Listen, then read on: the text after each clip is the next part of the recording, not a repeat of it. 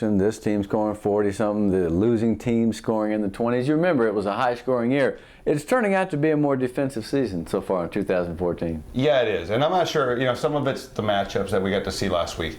But there's some teams that have really come out. PSG North is one of them. PSG, they had some strong games last week. Weslaco East, they had to come back from a really good team, PSG Memorial. But you're getting to see right now where defense is stepping up and actually controlling the offenses that they're playing against. I've never minded a good defensive game. To me, that's pretty exciting because you get to see a lot of hits. This is Greg Selber. That's Jake Berry. Parenthetically, we insert "It is the show." But if you're here, you probably know what it is by now. Week 7. So 7 teams got shutouts last week. That's pretty impressive. You mentioned PSG North. That's probably the big shocker to me. I mean, the Raiders over the Cougars is not surprising, I suppose, but the manner in which it was done was amazing. Yeah, I mean, listen, when you can control the game from start to finish, when you're up 21-0 to early, especially against an Edinburgh North team that just came off a big win against Weslaco East, double overtime, but nevertheless, it wasn't like they had a short week. No, they had time, and we'll talk a little bit more about the Cougars when we get to that district, but suffice to say that was a big shutout. So was PSJA. We were talking up PSG Southwest, and surely they may end up still winning the district. But they got shut down, man, against the Bears, 27-0. Yeah, and the Bears looked very humbled the week before. So this was a good coming out party for them because they needed it. They really needed it. Now, other teams got shutouts. Rio Grande City over Pioneer. That's a little surprising. I'm not surprised they beat them, but they limited them to very few yards and no points. Yeah, and this is a Rio team that we just didn't know yet because remember, there's been times before where they've had slow starts and then come on strong. Right. And Pioneer, streaky team. Have been playing well. And they're still 3-3. Yeah. But they scored 0. Okay, Mercedes over Donna North. Not a surprise. Again, the results are not the surprise, but Mercedes shutting them out. Impressive. Yeah, man, they're playing good football. We're going to find out against Donna. PSG, we already mentioned. South over Lopez. The Hawks finally get one going at Harlingen South. Lopez had a bunch of yards, but they couldn't punch it in, so South gets a shutout. And the other two, Monte Alto over MMA and Santa Maria over Losada. So that's 7 teams with shutouts. That's some defense. Yeah, one thing I would like to point out is I was dropping my daughter off at the airport on Friday or on Saturday morning, and MMA. If you haven't been to a game, and I have not been to a game at Bowman Field, for shame. Yes, but they were lined up. They were honoring a bunch of vets that were going to Washington D.C. So it was a nice gesture. I've always enjoyed going over there. The big statue of the Iwo Jima, golly. Old boy Harlan Block from Weslaco was in on that gig many, many years ago. So we're talking a little bit of defense. Let's jump right into Week 7. Again, what happened, what's going to happen, and surprises. You look at this district, the McAllen teams both had good efforts, didn't they? Yeah, they did. And the McAllen pretty much got back on track, because they've had some losses that, they weren't close losses. But what they did against La Jolla was something. They burst that Coyote bubble, didn't they, a little bit? And I think what we're going to see this week is we're going to get to see what the real Coyote team looks like. Yeah, they lose again. Yeah, they're 0-3. That's right. So now McAllen, you note that Justin Gonzalez, and he got hurt in the first ball game of the season. He's a pretty decent little receiver. He came back and scored a couple of touchdowns through the air. We've been asking about the McAllen passing attack and Fred Hover. He gets his main man back, and I think they're right back on schedule there. McAllen's got Rowe. Now Rowe was torn up pretty good, 58-19, I think it was, by Memorial. It's time for Rowe to make a better effort, and against a rival I expected to be. Yeah, and this was, the Memorial game. You kind of thought that if there was a point of the season that that Rowe was going to get it together, it was going to be at this game. These 2 weeks, right? Yeah. The gauntlet. I mean, they really have to, because you can't expect to beat Mission and the other the La Jolla schools and just make it in. You've got to kind of if you can get one of the McAllen schools, then you're almost assured of it. You would think, and you're positioning yourself for a good playoff game instead of a tough playoff game. Well, that's what we said at the beginning, and yet you look at Palmview against La Jolla this week. Palmview 1-0. They're playing pretty good defense. We talked early on about Villarreal in the running game. Right now, Palmview's only giving up about 70 points. So let's see what they do against La Jolla. I think that's going to be a good ball game. Yeah, and Palmview, if you don't remember, when they were in the old 35A district, they always came together at the end of the season. They were, they would beat Edinburgh at the end of the season to kind of make the playoffs or make that push into the playoffs. So, this is a team that actually knows how to play well. Well, I'll tell you what, we will see. As for La Jolla, like you say, they had some good efforts. They got close, but they ran into a team that was not to be denied. Ricky Rodriguez continues to run well. McAllen's a pretty good ball club, and I can see them. They win this game here. and then they play Memorial on October 24th. That's going to be a slugfest. Now, Memorial, preparing for that game, is at Lincoln. You wouldn't expect them to have any problems with a winless Lincoln team, but sooner or later, Lincoln's going to play better. Yeah, you'd think so. But here's the thing. La Jolla or Juarez Lincoln can do anything they want all week to simulate Trevor Spates' speed, but you just can't. Unless you're going to get a track star to come in there and run, spread the ball around to him. But the kid can do just about anything. I mean, he's going up the middle. They're taking the pitch. Yeah, I mean, he's doing everything. I mean, toss sweeps. I asked him if he could throw. He said no. I'd love to see him throw a halfback pass anyway, even if he got to heave it with both hands. Yeah. 5 touchdowns. Yeah. What did he say? My team needed 5 touchdowns, so I gave him 5 touchdowns. This is incredible, man. Yeah, it's amazing, and what he's doing is something special because I mean, teams are keying on him. I mean, they're allowing the passing game to go around. They're like, no, we're just going to run past you. He's on track for about 2,500 yards this year. He's got 18 touchdowns already. But I think the defense for Memorial deserves a little credit, too. Do you realize that about 7 or 8 of those 11 kids, they're top 15, about 9 or 10, and that's confusing, too many numbers. Most of those guys are coming back next year. So Memorial's defense is going to be good, man. They got some sophomores.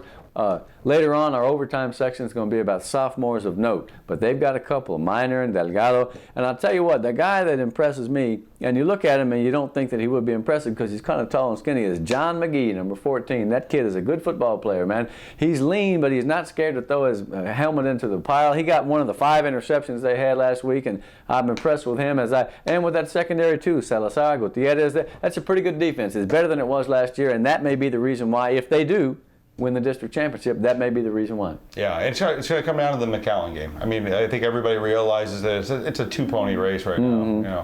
One pony and one bulldog. Yeah. But it's going to come down to it. It's going to come down to that, and I think that the defense is pretty much going to be what sets the tone in that game. Well, I can't wait for 24th, as we say. Okay. All right, so that's that. District mission is off. They scored 58 points all year. It's a tough thing for them, but you can't ever count them out. They're going to make somebody unhappy before too long. Because they got too much pride and they've got too much experience on that staff, and they're going to make something happen some way. You got an off week, things aren't going your way. What little wrinkles can you come up with? Who knows what we'll see from the Mission Eagles, but we're not used to seeing that team struggle like this, and let's see if they continue to do that. I always have faith in the Mission Ball Club because they hate to lose. Some fans hate to lose over there. Let's go to the middle district, the middle child, the Marcia Brady district, right? Well, it'll be Jan, I guess, is the middle child, right? Okay. Weslaco East at Economides. What do you think of that action? Well, look, it's probably one of the toughest games, and I got a little bit of a tidbit from the picks when they picked the referees last week. Yeah. We heard that they just couldn't come to an agreement on referees. That's what I heard. So it's going to be very interesting. If they're having a hard time finding referees, I can only imagine how tense it'll be during that game because Economides needs a win. Well, they do. They were off for a week. They got a chance to rest. Those kids, Teo and those kids are at all the ball games at Cat Stadium. I kid them. I say they got season tickets, man. Always a bunch of Jags up there watching the action. They love football, So against Weslaco East, who's been a streaky team, they were down to PSJ Memorial, right? Yeah, 13 points in the fourth. Memorial was going to win. And they came back late. Lupe Moron. They had a punt return for a touchdown. A short one, but one of those quickies. Boom, Yeah. And I got to see him. I got to see him at the volleyball game on Saturday. Yeah. He's a big kid. Yeah. I mean, especially coming from La Villa, you're expecting tiny little back. Right. Decent sized kid. He's a crusher, man. Cadion was another guy that came from La Villa about 5 or 6 years ago. It was a big boy. So I'm impressed. I'm impressed with them coming back because they could have folded. I mean, the week before they had a tough game.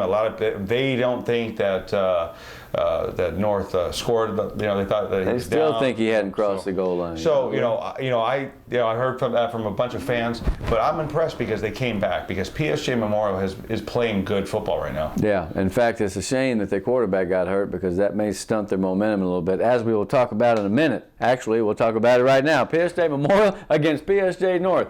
The Raiders have to be the hottest team in the Valley right now, man. They're the it team. They're the buzz team right now. They wallop North. Look, I'm giving Coach Bana the coach of the year right now. Already? Oh, we have the plaque in the back. The halfway point. Yeah, MVP. I mean, listen. Look from what he's done from last year's team. He inherited a 0-10 team. Even though I know that there are some, Coach Flo doesn't have a good run there because for whatever reason. Yeah, let's just say.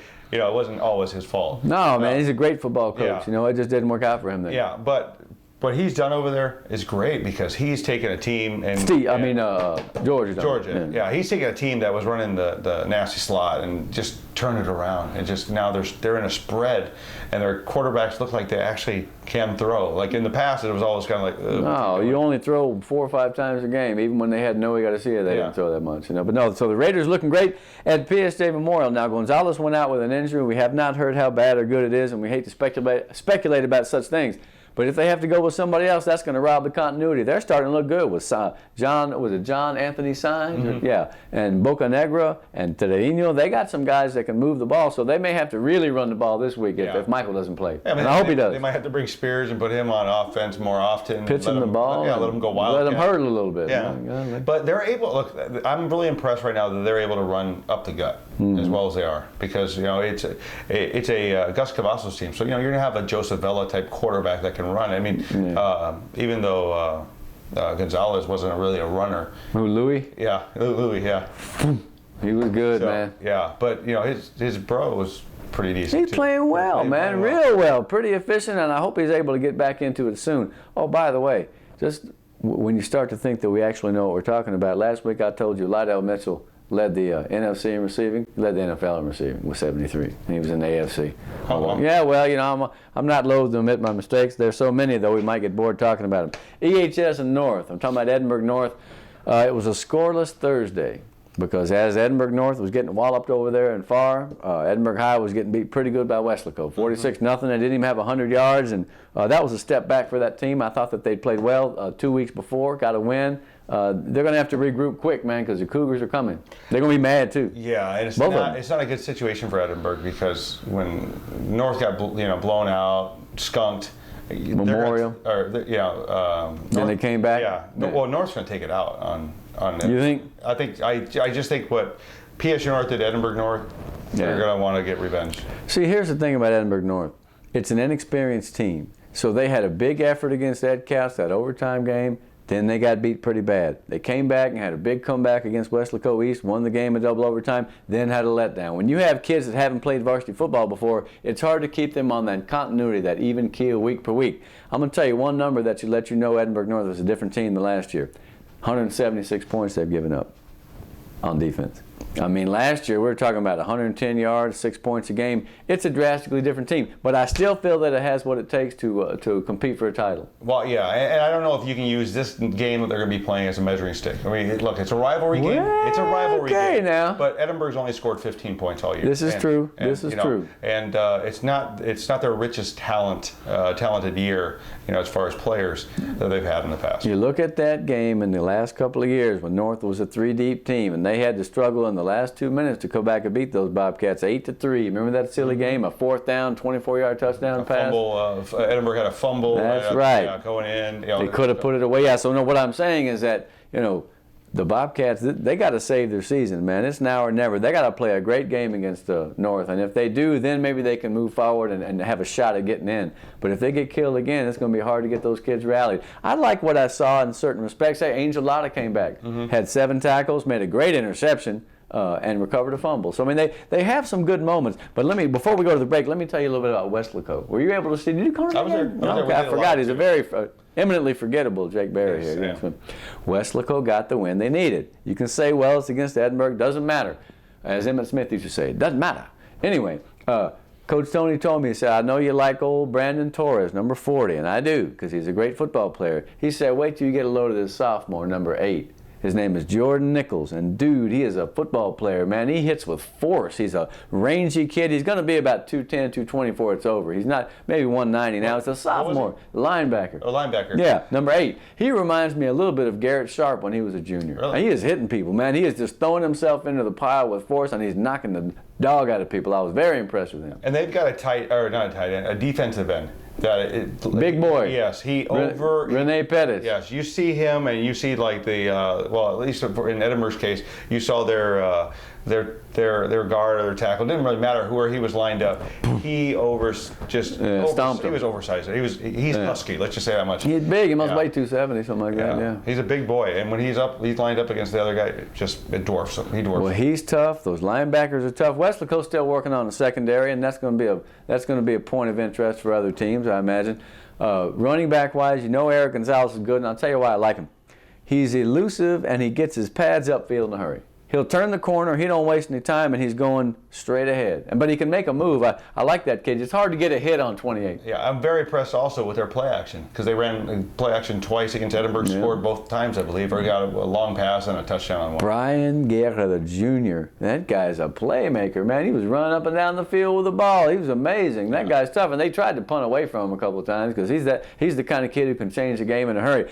Weslaco has 5 or 6 of the best players around. Now, that 6 or 7 more, the other group has to come on a little bit, and I think they're right in the race. They needed this win, they got it. It was impressive. Yeah, and this week they have an off week, right? Yes, they are. They're off, and you almost hate to have an off week coming off a win like that. I'll tell you another note. Their quarterback is a junior, Desi Rodriguez. He stands lower and under the center than anyone I've ever seen. I mean, he gets down really low, man. You can barely see him. He's a tall, lanky kid. I know, and when he gets back up, no, I like Weslaco. I think that they, like I told you guys in the beginning, they could go 1-3, 0-4, and still win the district. Don't count them out from doing that because they got a veteran coach at the helm. It was fun to see Tony Villarreal. Man, he was fired up before the game. He was woofing and barking and getting in people's eyes. I mean, he was ready to play. He needed that, and they needed that, and they got it. Yeah. So let's go down south, but before we do that, we're going to take a quick break so I can try to make sure this shirt actually fits. I'm not quite sure it does. This is the show.